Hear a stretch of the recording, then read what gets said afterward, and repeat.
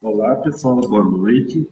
Estamos aqui na Semana do Meio Ambiente da Resuma e vamos hoje apresentar uma live dedicada a energias renováveis. Né?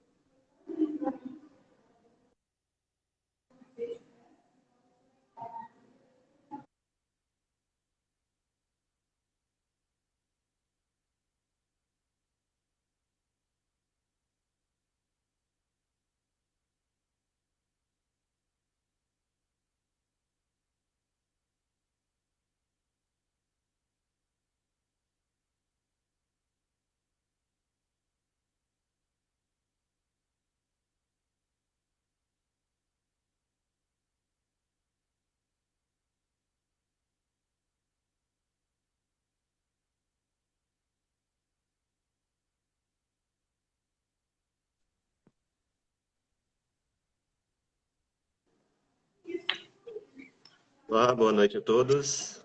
Boa noite, Dene. Olá, boa noite a todos.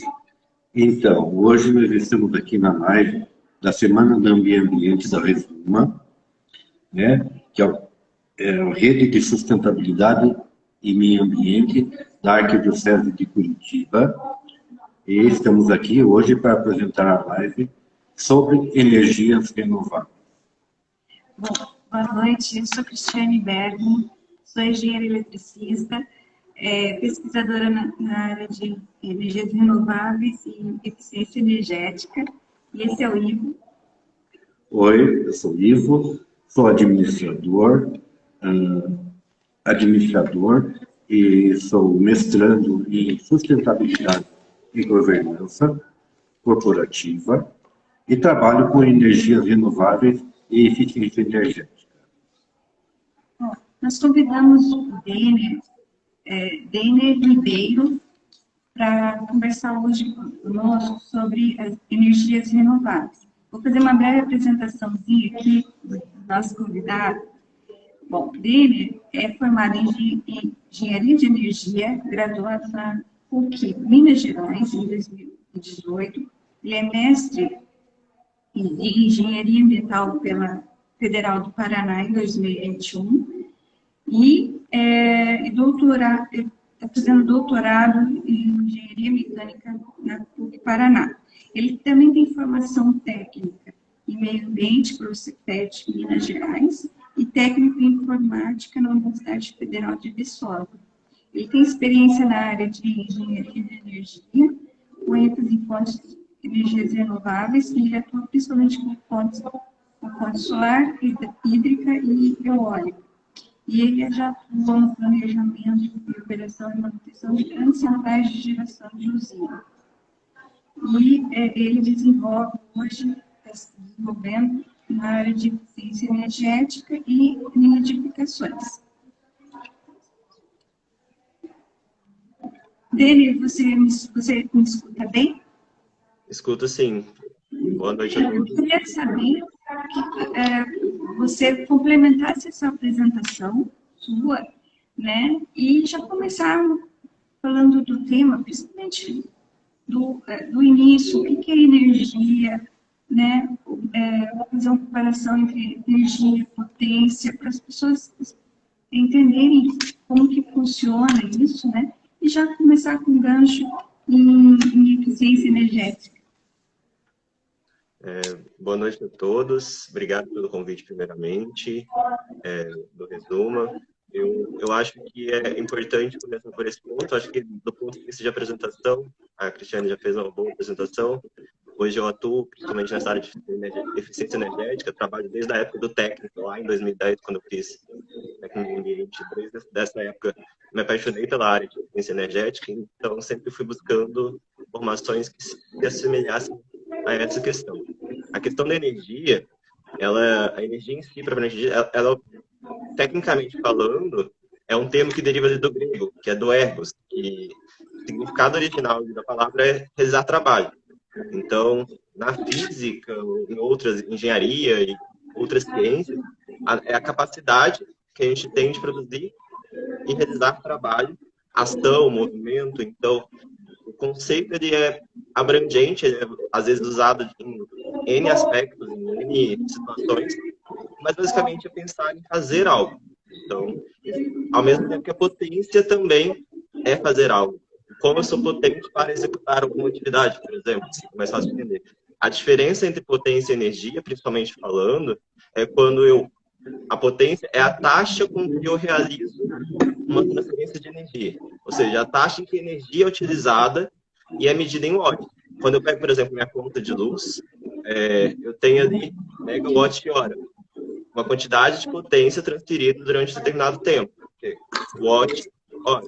Então, a potência é medida em watts e a energia em watt-hora. Então, a própria unidade de medida, ali baseada no Sistema Internacional de Unidade de Medida, facilita esse entendimento desse conceito. Potência é a taxa ao longo de um tempo que eu realizo aquela transferência energética.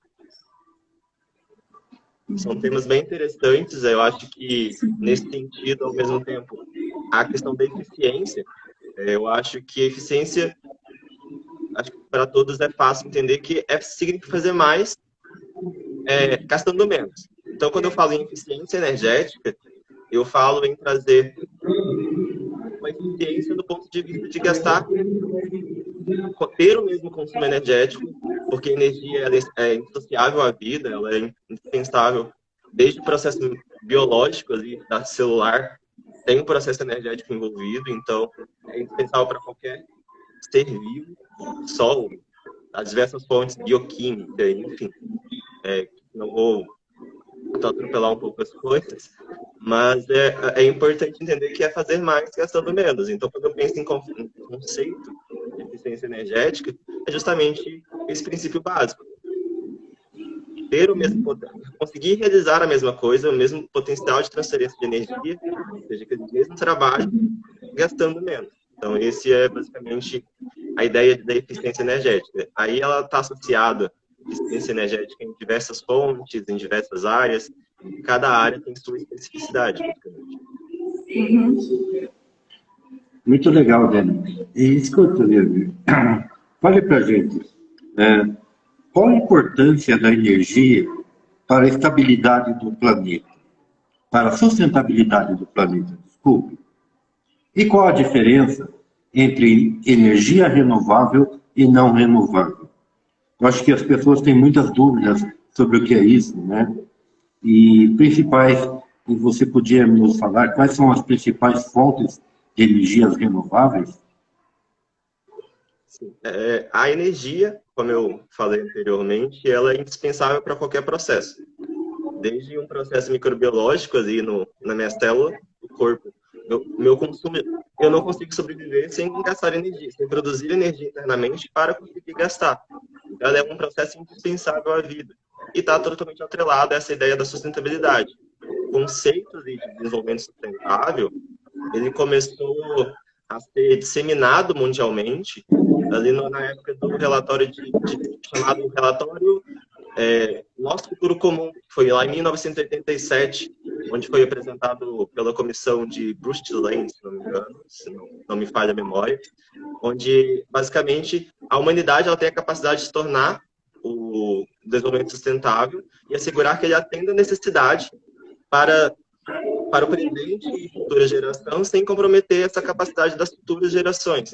Então, pensar em eficiência energética é pensar em produzir, aproveitar os recursos que a gente tem disponíveis hoje da melhor forma possível e, ao mesmo tempo, atrelar essa sustentabilidade, que é manter a condição adequada que a gente para as futuras gerações. Então, ela está intrinsecamente ligada, desde os processos mais básicos da vida até os processos mais complexos, quando eu pensar, por exemplo, em energia nuclear ou em outros pontos. Hoje a gente não vive sem energia. A tecnologia depende da energia, o corpo depende de energia, tudo depende de energia. Então, é um conceito bem amplo e, ao mesmo tempo, está no dia a dia de todo mundo. Quando eu falo em energia renovável e energia não renovável, basicamente eu estou associando a questão da disponibilidade que eu tenho dessa energia no tempo. Então, quando eu falo em energia não renovável, a fonte não renovável é aquela que vai findar durante um período. Pensando, por exemplo, no petróleo. Ele vai consumindo, eu tenho petróleo, demora milhões de anos para ser formado na natureza. E durante esse processo eu vou gastando. Se eu não gastar com um certo controle, aquela fonte de energia ela vai findar. Do contrário, quando eu falei em fontes renováveis, justamente fontes que eu consigo se renovar ao longo do tempo. Então, está intrinsecamente ligado à palavra renovável, a possibilidade de se renovar ou não durante um período de tempo. Então, a gente tem diversas fontes de energia, por exemplo, petróleo, carvão mineral, gás natural, nuclear. A gente associa essas fontes como energias não renováveis, já como, por exemplo, eu penso em biomassa, energia fotovoltaica, energia fototérmica. São energias, a hídrica, são energias que a gente diz renovável, tem uma capacidade inesgotável, digamos assim, dessa fonte energética, de conseguir produzir esse trabalho, essa fonte energética.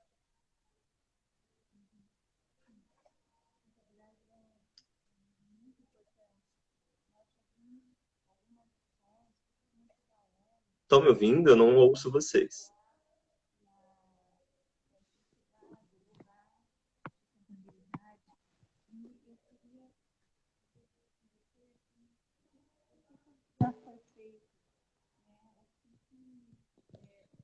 Sendo proposto, estudado para ajudar na sustentabilidade.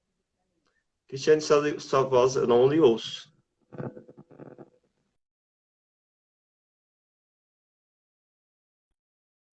Você não me ouviu?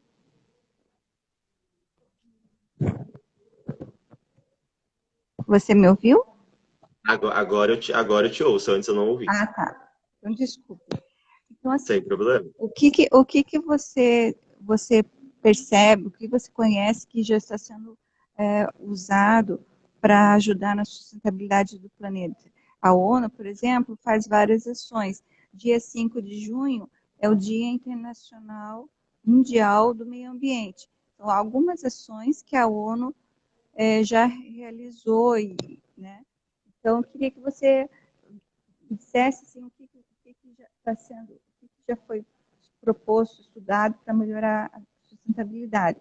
Por exemplo, o Acordo de Paris. O que você me diz assim, está sendo feito? O Acordo de Paris, ele é um tratado mundial ali que possui basicamente um único objetivo, que é reduzir o aquecimento global. Ele foi discutido por cerca de 195 países durante ali a COP21 em Paris, que foi uma comissão, foi um compromisso internacional aprovado em 2015 e entrou em vigor oficialmente em 2016. Ele teve tempo recorde do processo, foram várias discussões, vários países tiveram possibilidade de argumentar, e basicamente ele trouxe digamos, um acordo climático, onde basicamente é trazer os esforços de limitar esse aquecimento e esse aumento de temperatura do globo terrestre, ali, que a gente sabe que o planeta está aquecendo justamente por causa do efeito estufa e tudo mais. Então, e as recomendações que todos os países signatários estão atrelados a esse processo de mudança climática, em especial os países menos desenvolvidos. Então, a gente tem um modo de reduzir a vulnerabilidade aos eventos climáticos extremos, ali essa questão, por exemplo, a gente tem bem recente hoje, essa questão, por exemplo, das chuvas no Nordeste, eventos mais catastróficos, que a gente sabe, querendo ou não, está associado ali ao processo de aquecimento do planeta. Então, é um estímulo e um aporte financeiro e tecnológico que foi fundamental para essa questão. Além do Acordo de Paris, a ONU desenvolve diversas questões nessa área e é inteiramente importante, porque se eu penso que a energia está intrinsecamente ligada a todos os processos energéticos e os processos da vida, propriamente dito, eu tenho que me preocupar com o planeta que eu sobrevivo. Se eu não tiver o planeta, eu não tenho vida. Então, basicamente, a associação entre essas duas questões é intrínseca. É importante entender que uma coisa não dissocia a outra. Às vezes, até a questão da globalização. Se eu penso na possibilidade de me comunicar com pessoas em outro lado do planeta e depende de uma fonte de energia, então tenho que cuidar para que essas fontes sejam cada vez mais disponíveis e, ao mesmo tempo, que eu não acabe com o planeta. Não adianta eu usar todas as fontes do planeta e acabar com ele. Basicamente, a ideia é bem nessa linha. Não tem como eu construir...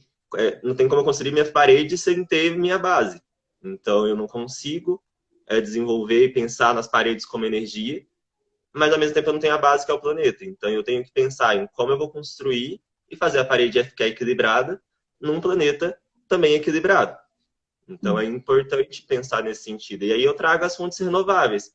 Energia fotovoltaica, que tem um impacto, o impacto ambiental dessas fontes renováveis, ela é muito... Impacto ambiental existe. É uma questão muito discutida hoje no mundo. A fonte renovável não tem impacto ambiental. Tem impacto ambiental. Se eu penso no processo da cadeia produtiva, de construir, por exemplo, um módulo fotovoltaico, eu tenho extração minerária para extrair o silício daquele módulo fotovoltaico, é um processo de extração que tem um impacto ambiental. Então, a cadeia em si tem, mas o processo de conversão, ou seja, por exemplo, pensando, por exemplo, na energia solar, o equipamento, a partir do momento que ele recebe a fonte do sol, o raio solar, os fótons da radiação solar, e converte para energia elétrica, eu não tenho um impacto ambiental. E aí sim, o conceito de pensar em impacto ambiental e esse conceito do desenvolvimento e do ambiente como um todo é importante entender. Então, ao mesmo tempo que eu não posso me preocupar também, eu acho importante falar isso, só com o processo da conversão. Também tem que pensar em toda a logística do processo, desde a base, desde a da produção do meu equipamento de conversão, até a etapa final, que é o consumo final. Eu estou falando aqui de uma forma mais direcionada, por exemplo, energia elétrica, que a gente está mais acostumado a ver dentro de casa. Os equipamentos que a gente tem dentro de casa funcionam com energia elétrica. Então, é indispensável pensar nesse sentido. Só que as fontes de geração em si, elas são inesgotáveis e o processo para eu conseguir aproveitar aquela energia do sol é um processo limpo. Eu não tenho, por exemplo, emissão, por exemplo, ao contrário da queima do carvão, do petróleo, do gás natural para uma termoelétrica, por exemplo, eu não tenho emissão de gases, por exemplo, no processo de fotovoltaico. E isso impacta diretamente nessa questão do acordo climático, porque a emissão dos gases ali das chaminés das termoelétricas... Os gases de efeito estufa, né? O GE, né? Que o pessoal fala. O GE acaba impactando nessa questão dos gases de efeito estufa, que são basicamente gases que degradam ali, que na atmosfera são nocivos e acabam impactando a camada de ozônio. Tem todas essas questões de mudanças climáticas globais que estão interligadas. Então, eu acho bem legal pensar nesse processo de logística reversa. O tema logística reversa não é talvez a pauta aqui propriamente dita, mas ela também tem que ser pensada junto com a eficiência energética. Sim, tudo integrado, né? Está tudo integrado, não tem como eu dissociar uma coisa da outra. Exatamente. A gente pensando, assim, acho que talvez fique mais interessante também pensar que, por exemplo, eu tenho ali as Nações Unidas, elas apoiam diversos objetivos para o desenvolvimento sustentável. A gente chama de ODS, que são os Objetivos do Desenvolvimento Sustentável, que são um apelo global de ações para acabar com a pobreza e, principalmente, proteger o meio ambiente e o clima, ou seja, para garantir que as pessoas, em qualquer lugar do planeta, elas possam desfrutar com qualidade o ambiente que ela reside. Então, são objetivos nos quais as Nações Unidas, elas contribuem e buscam, dentro ali da agenda até 2030, ali da agenda proposta pelas Nações Unidas, a manter esse equilíbrio do planeta. É um tripé de equilíbrio, ambiental, econômico e social. Então, esse tripé é importante. Dentro desses objetivos do desenvolvimento sustentável, a gente tem um deles que é vou focar na parte da energia, por exemplo, que é tornar acessível a energia limpa, ou seja, trazer energia limpa, energias renováveis, onde eu não agrida o meio ambiente naquele processo de conversão, para que eu consiga manter meu computador de casa ligado, para que eu consiga carregar meu smartphone, que é indispensável para todo mundo, tem um celular hoje em mão, então eu preciso carregar aquele telefone, e eu preciso de uma fonte de energia para carregar aquele celular. Ao mesmo tempo, então, mas qual fonte eu vou usar? Então, esse cuidado e outras ações também. São 17 objetivos. Ali, sinteticamente falando, são 17 objetivos. E o objetivo número 7 ali se não me engano, é o número 7. Da agência... É o número 7 mesmo. ODS número 7. Energia limpa e acessível. Garantir a energia barata, confiável, sustentável e renovável para todos. Muito bonito Sim. isso, né? São conceitos, às vezes parece tão bonitos que é gostoso de colocar na prática. E eu gosto dessa área justamente por causa disso. Pensar, quando eu trabalho com eficiência energética, falando um pouco do que eu faço propriamente dito. Hoje eu trabalho, por exemplo, com medição de material particulado para verificar o porquê que eu ponho um sistema solar na minha casa. E aquele sistema solar ele vai ficar lá funcionando, gerando energia. Essa energia é conectada à rede ali da distribuidora, aqui no Paraná, por exemplo, da Copel. E essa energia vai estar sendo gerada. Ok, tem uma energia. Só que eu não dou manutenção naquele equipamento. A partir do momento que eu tenho um ar mais poluído, uma qualidade do ar mais inadequada, maior quantidade de material particulado, por exemplo, devido à fonte veicular ou fonte industrial ou outras fontes, aquele material particulado vai depositar no meu módulo, no meu sistema de geração solar. E vai virar uma poeira. É igual pensar na poeira de casa. Eu tenho que limpar minha casa, eu tenho que tirar a poeira dos móveis. Eu tenho que também tirar a poeira do sistema solar, porque o equipamento ele depende da radiação do sol. Se eu deixo poeira em cima dele, ele não vai ter a mesma eficiência. E isso também é importante pensar do ponto de vista de energia. Porque aí eu deixo meu equipamento sujo e ele não vai gerar energia. Aí eu vou falar, na área de energia a gente brinca bastante no... já chegou reclamação para mim quando eu dimensionei o sistema, ou para colegas também da área. Meu sistema você falou que ia gerar tanto de energia e não gerou. Você vai lá na casa da pessoa, o sistema está com folha por cima, está com uma sujeira. É óbvio que não vai gerar, porque ele não está recebendo energia do sol para poder gerar energia. Como que ele vai gerar sem passar ali para o equipamento? Porque tecnicamente ali o equipamento depende dessa luz. Se não tem luz, ele não gera. Então pensar nessa forma integrada. A integração, nesse sentido de pensar em sustentabilidade e pensar em eficiência energética, é intimamente interligado. Na minha cabeça, acho que em nenhum momento eu consegui parar para pensar nessas questões de forma dissociada. É importante e são interessantes, não só do ponto de vista ali da energia limpa, mas também a gente pensa ali nos objetivos das ODS ali da ONU, sobre água potável, saneamento, desigualdade no ponto de vista de redução das desigualdades sociais. Então, tudo isso está interligado. E tudo isso depende de energia. Então, por que falar de energia renovável, de fontes renováveis de energia na Semana do Meio Ambiente? Porque o meio ambiente também precisa. Até para mim promover a qualidade ambiental, eu preciso de energia.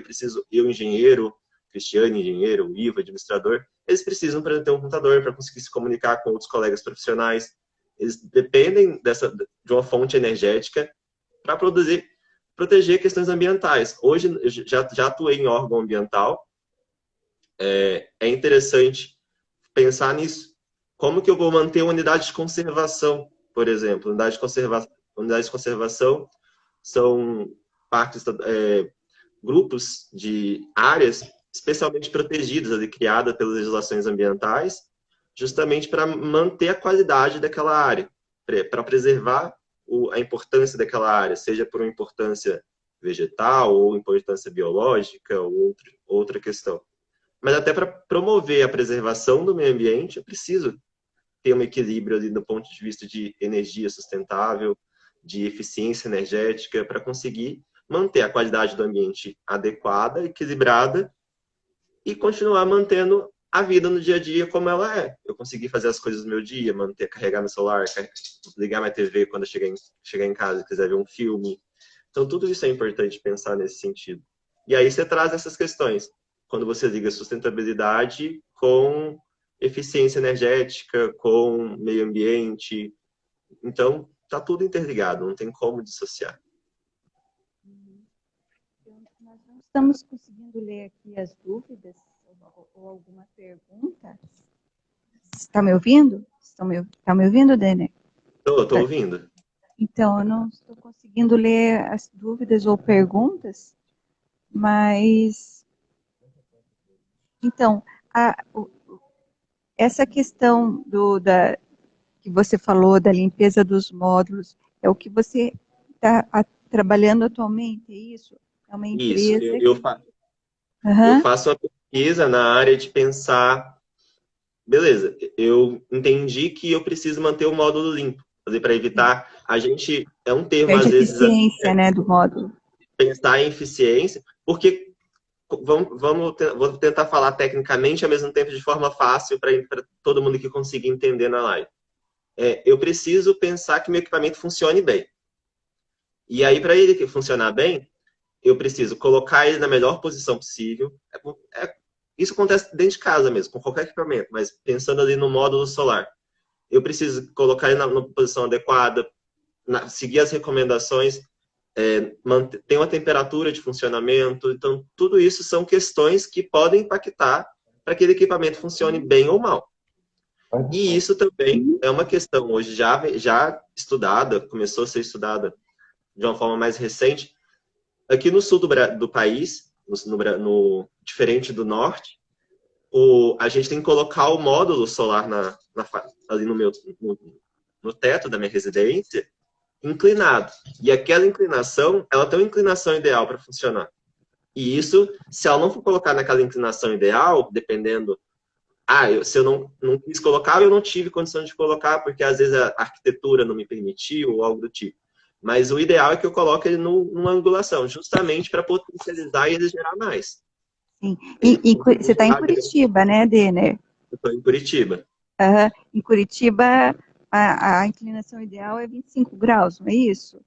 25 graus, que é a inclinação, a questão ali justamente pelo planeta Terra ser uma esfera. E a gente pensar que ali a angulação em relação ao eixo, ali ao nosso equador.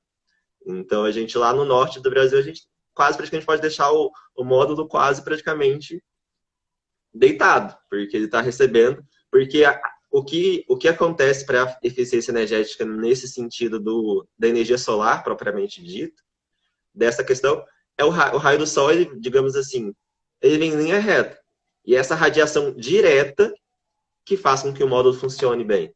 Existe também a questão da radiação difusa. Difusa é quando ela vem refletida de algum lugar, ela bate na nuvem e é refletida, não é uma radiação direta. A energia importante para o módulo ali, para aquele equipamento que está gerando energia, é a energia que vem direto. Então, se eu penso que é uma esfera que está recebendo uma luz vinda de uma outra fonte, que é o Sol, em linha reta, quanto mais ao sul, mais aquela luz aquela linha vai chegar inclinada. Então, precisa adequar para manter aquela linha, digamos, como se estivesse vindo a 90 graus. Então, por isso que eu faço a inclinação do meu equipamento para potencializar. E isso vai aumentar ou diminuir a quantidade de energia que esse equipamento gera e justamente entra nesse conceito de eficiência energética. a questão da sujidade, que é o termo que a gente usa hoje na literatura, na linha de pesquisa que eu trabalho, é justamente pensar que também essa poeira que vai ficar em cima do módulo vai diminuir com essa recepção de luz nesse equipamento. Então, isso impacta totalmente no quanto aquele equipamento vai iluminar. Então, eu tenho que pensar, sabendo hoje que a gente, somente nas grandes cidades, nos grandes centros, a gente tem veículo automotor, a gente tem veículo, a gente tem indústria, a gente tem, querendo ou não, fontes difusas ali, e pontuais também, de emissão de particulado. Então, o material particulado, que é o foco da pesquisa, são partículas de tamanho, a gente chama de 10 micrômetros e 2,5. São PM10 ou MP10 ou MP2,5, que são o tamanho ali das partículas. É invisível ao olho. Mas se você pensa, às vezes de manhã, a gente pensa na neblina, esses dias frios que estão aqui em Curitiba. A gente acorda, tá aquela neblina. É natural. Mas, ao mesmo tempo, existem... Você vê imagem de São Paulo, recentemente eu vi uma reportagem, essa semana, inclusive, de São Paulo, com um clima aparentemente limpo, o tempo limpo, mas aquela nuvem ali, meio acinzentada. Aquilo ali é poeira, é partícula. Quando elas estão juntas, muitas partículas, a gente consegue ver. Mas aquilo ali vai depositando com o tempo. Ela fica por um tempo, ela tem um tempo de vida, entre aspas, ali na atmosfera. Ela não fica flutuando para sempre. Uma hora ela tem que cair em algum lugar. E quando ela cai no meu móvel, eu não limpo, é a mesma coisa da poeira do meu móvel. Por isso que eu citei o exemplo da poeira do móvel. Eu limpei minha casa hoje, daqui a uma semana eu tenho que limpar de novo, porque vai vir poeira de algum lugar, não importa da onde, para depositar. Aí quando eu ligo essa questão da qualidade do ar com essa questão do meu módulo fotovoltaico, eu tenho que tentar buscar estratégias para, por exemplo, indicar para o meu cliente qual é o melhor equipamento que você tenha na sua casa. É o equipamento A ou o equipamento B, justamente porque você está numa cidade que é mais poluída, uma cidade que é mais limpa. Ao mesmo tempo, com que frequência você deve limpar?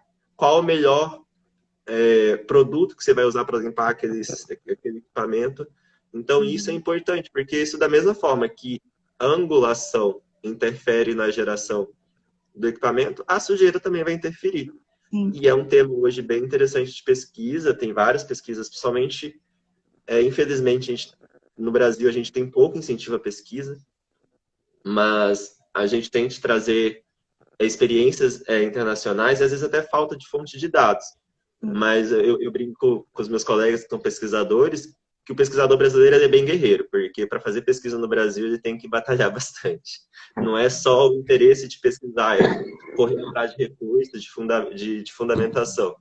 E aí você traz experiências de, às vezes, coisas que já estão muito avançadas em outros países, fora Estados Unidos, Europa, que são, em geral, países desenvolvidos.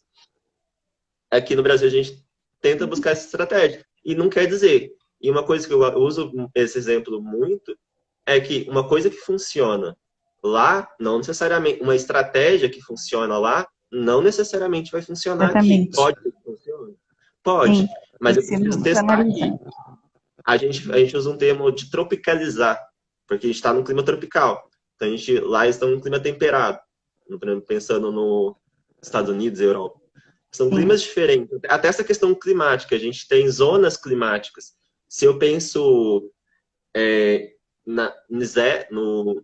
tem um termo, NZEB, que é um termo que a gente usa na área de edificação, que é justamente pensando nesse sentido de energia. A gente depende de dados climáticos diferentes. E, ao mesmo tempo, dentro do Brasil. O Brasil é um país de tamanho continental. Então, a estratégia que, às vezes, eu uso lá no Nordeste, eu não posso usar aqui no Sul. Até quando eu citei lá, um pouco atrás, eu falei da temperatura.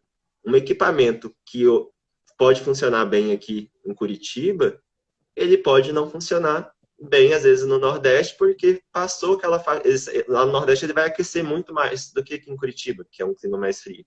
Então, percebe, eu acho que é interessante todo mundo aqui perceber que está tudo ligado. A qualidade do ambiente, o clima, as questões envolvidas a essa sustentabilidade desse meio, está voltada também às fontes que eu tenho de energia, a qual equipamento eu vou usar, como eu vou usar aquele equipamento. Então, tudo isso é interessante. Então, eu sempre trouxe essas questões. Você faz um estudo muito apurado, então, da manutenção do sistema. Isso é bom já iniciar, porque Nós estamos no início ainda da utilização da energia solar fotovoltaica no Brasil, né? A gente E é cresceu importante já bastante ter nesse esses sentido, né? estudos mesmo. Eu tenho aqui uma pergunta, está difícil de ver as perguntas, mas eu já tenho uma aqui do André, que perguntou se a energia é um novo limitador do crescimento. O que você considera isso? Eu acredito que sim. Eu acho que para mim poder desenvolver e, digamos, crescer, é um limitador do crescimento até biológico. Se eu não me alimentar, eu não vou conseguir ter energia suficiente para crescer. E a mesma coisa é o ambiente. Eu estou falando do corpo. Mas a mesma coisa, não. Eu acho que eu gosto de pensar no globo terrestre, no planeta, como um grande corpo. Então, a energia é um fator limitante também para esse crescimento. Só que eu tenho que tomar um cuidado em pensar que eu tenho que a mesma coisa, eu tenho que nutrir esse corpo de bons alimentos, de boas, no caso do planeta, de boas fontes, para poder conseguir crescer bem. Porque não adianta, é pensar em comer. Eu brinco em pensar em comer.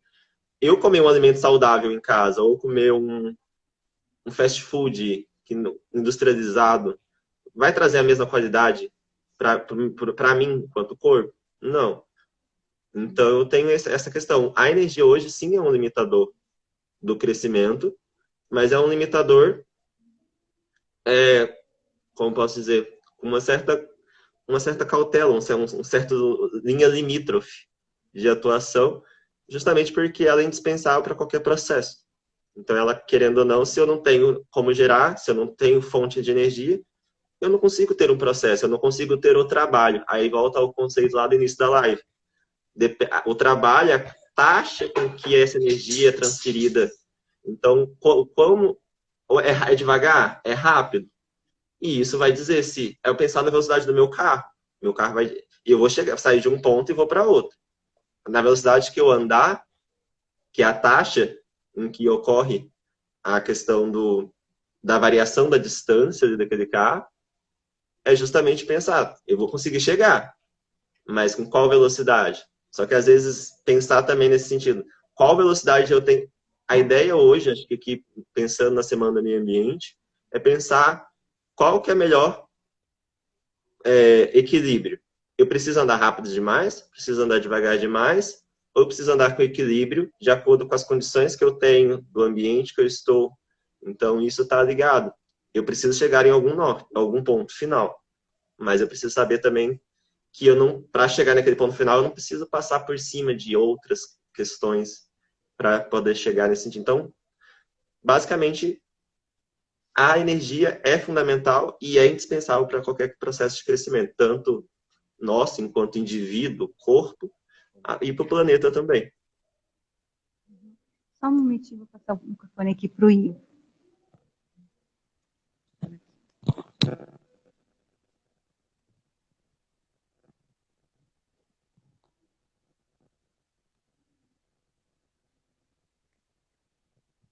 Oi, André. Desculpe, Renê. Oi, desculpe, Renê. Denner. Meu Deus do céu. Desculpe, Denner. Desculpe aqui. Há pouco tempo atrás, eu verifiquei que a energia fotovoltaica chegou à mesma capacidade de uma Itaipu. E a gente verifica que ela está dobrando, triplicando, quase triplicando, ano a ano, a expansão da energia fotovoltaica.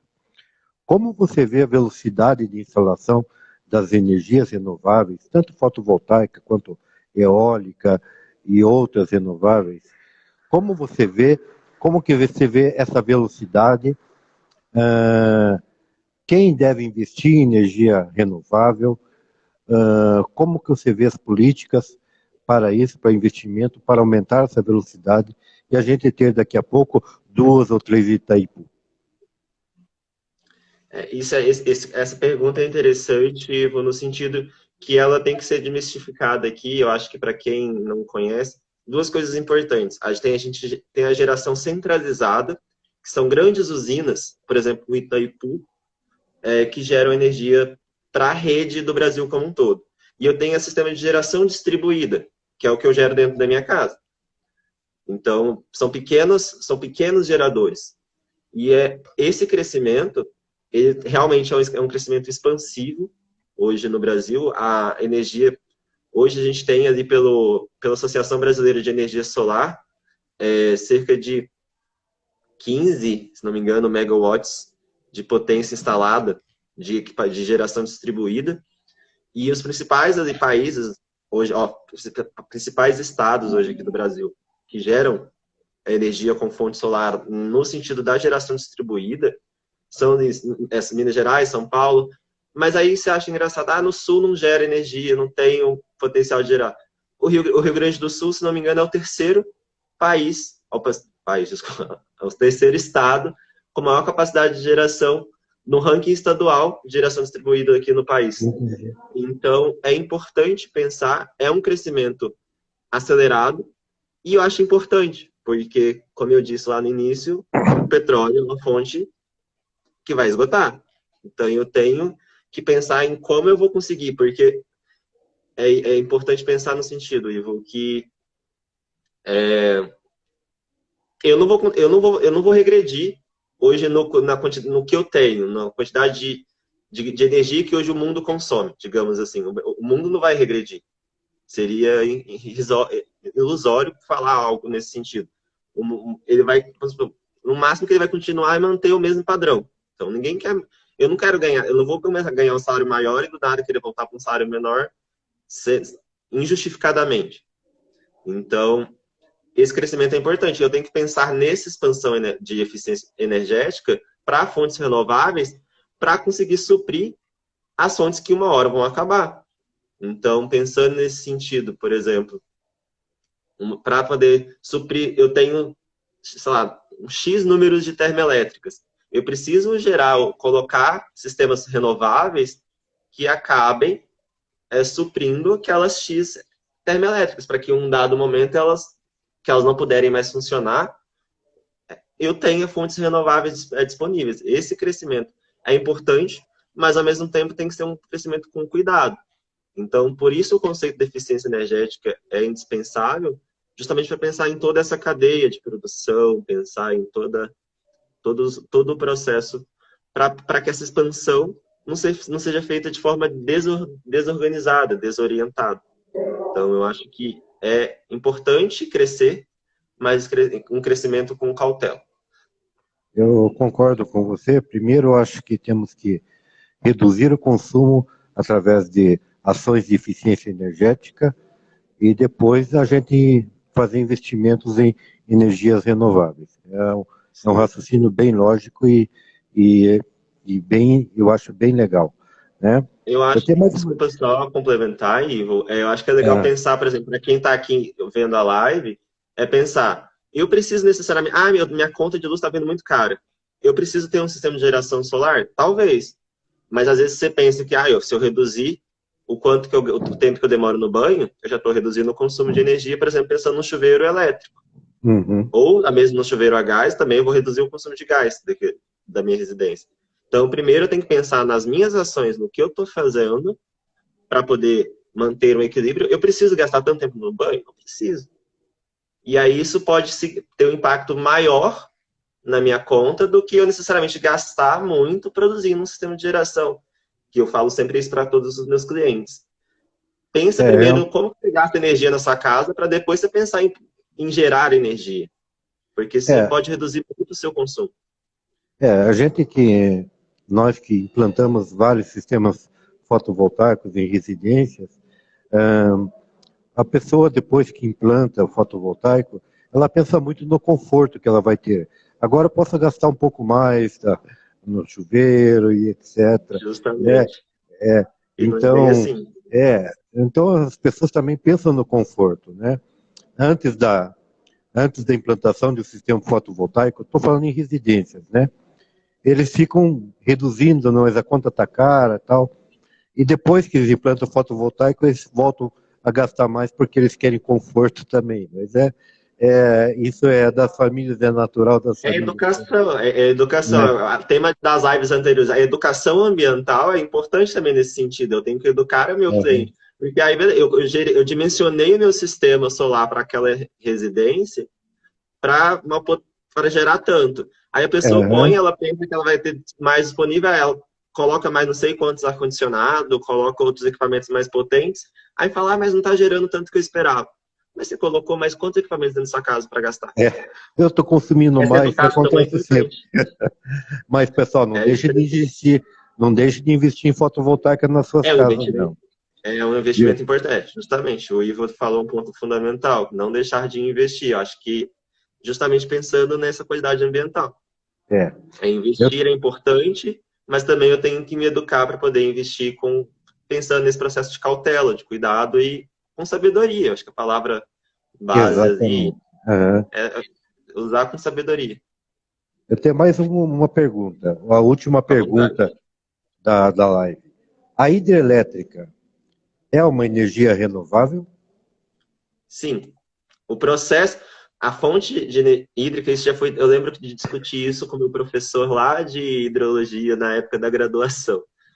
A fonte hídrica é considerada uma fonte renovável, porque lembra aquela parte que eu falei, para passar água na turbina, que é o que vai gerar energia, eu não tenho nenhum impacto ambiental.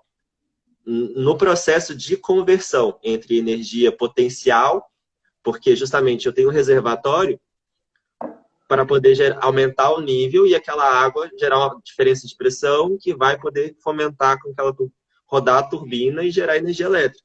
Só que, ao mesmo tempo, é um cuidado de pensar que eu também não vou colocar 1 zilhão porque eu tenho que pensar no reservatório, eu tenho que pensar naquele todo o processo das áreas alagadas que eu vou construir com o uso da hidrelétrica. Então, a usina hídrica é uma usina dita renovável, mas, ao mesmo tempo, eu tenho que pensar no processo como um todo. Então, é um conceito, às vezes, até um pouco dúbio, às vezes, falar, ela é considerada renovável, porque o processo de transformação energética não gera impacto ambiental, mas a construção da usina pode gerar impactos ambientais, então tem que ter essa cautela. Por isso eu volto à ideia da sabedoria, da cautela, do cuidado, para pensar essa eficiência. Então, respondendo a pergunta de forma direta, a usina hídrica é uma fonte renovável, só que ela, por causa do processo, mas ao mesmo tempo também não tenho que pensar de forma indiscriminada, porque tem outros impactos associados à construção da usina ou outras questões ali envolvidas. Ótimo. Olha, nós já estamos partindo para os agradecimentos. Queria agradecer muito você, o seu tempo, sua disponibilidade em vir aqui hoje conversar com a gente. Queria agradecer a todos que estão assistindo, acompanhando a gente aqui. É muito bom poder estar aqui nessa primeira semana do meio ambiente da Resuma. A Resuma é um grupo de várias pessoas que se juntam para discutir, para discutir questões do meio ambiente. Nós nos propomos a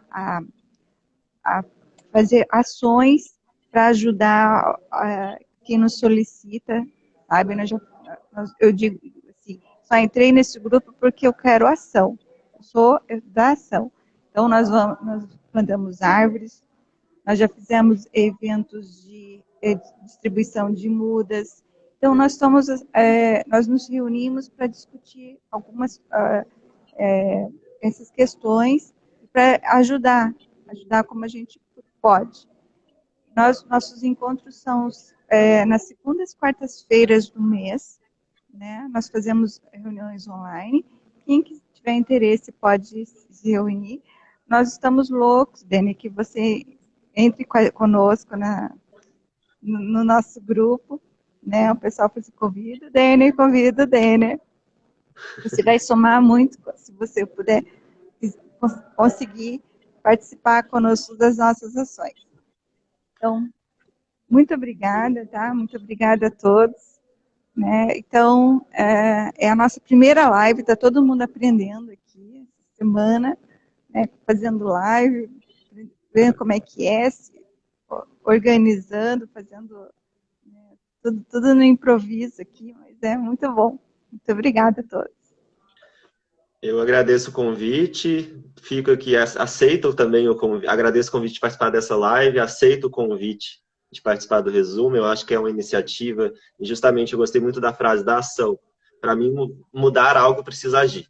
Então, a gente tem que pensar enquanto indivíduo, enquanto sociedade, qual é o nosso papel nesse processo de mudança. Então, vamos agir, vamos fazer mais ações como essa. Eu acho que grupos como esse fomentam a melhoria da qualidade tanto do meio ambiente, quanto deficiência energética, tudo isso que a gente discutiu aqui na live. Agradeço a participação de todos aqui também que assistiram. Volto a agradecer o convite, agradeço o André, que foi quem me indicou, e fica aqui o meu aceite à participação minha no resumo dentro das minhas possibilidades. Muito obrigada, então. Boa noite a todos. Boa noite, até mais.